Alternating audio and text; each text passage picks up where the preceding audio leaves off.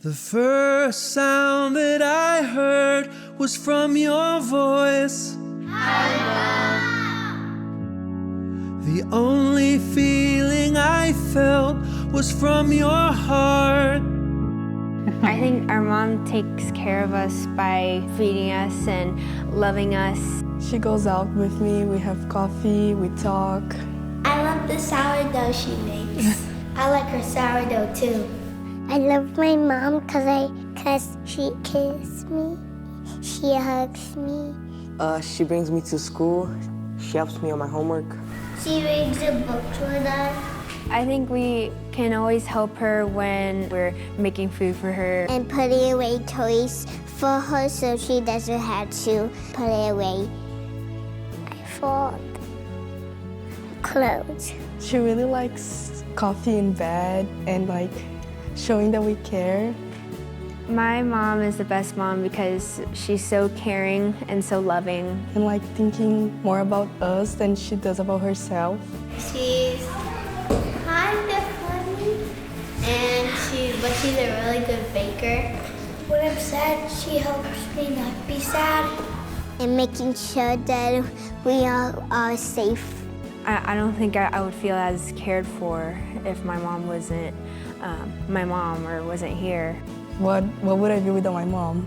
I'd probably be like different, like not be the same person. I am who I am because of like the way my mom raised me. You're very pretty and beautiful, and we love you so much. Thank you for taking care of us. I love you. I love you a lot, a lot, a lot, a lot. You're the best mom ever, and I love you so much. I love you. Te amo. Te amo every day. Thank you, Ma. Love you. I love you too so much. Sit right there. I know, Mom. Oh, that's beautiful. You are there. You've always been there. That was so meaningful to them. It's very genuine, what my daughter said. It just shows how much love is in our house. It really touched my heart. And Joseph, my son, he's mostly nonverbal. So to hear him say, I love you, was very special. So being a mom, it's like, being a professional multitasker.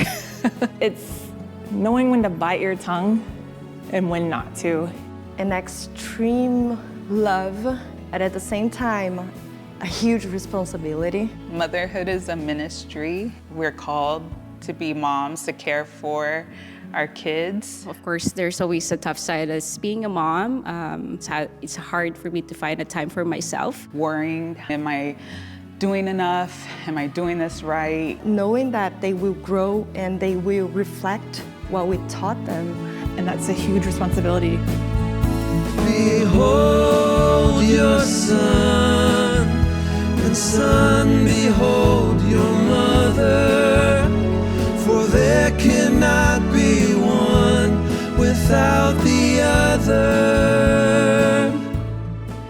The last thing any mom wants to do is see her kids suffer, especially everything that Jesus was going through. And so I cannot imagine what Mary was feeling in that moment. It's not easy at all to let your son go. It's a sad, but also respectful thing that Jesus is doing. In that moment when he's going through all his pain and everything that Jesus was going through, he saw his mom suffering and he told John to take care of her. He's now the oldest son and having all that responsibility. You do it through actions. And Jesus modeled that during his ministry.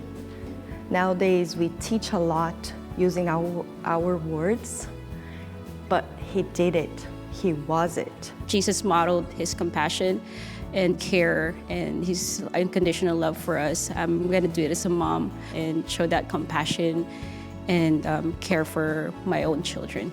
That's the best way to emulate what Jesus was telling John to do.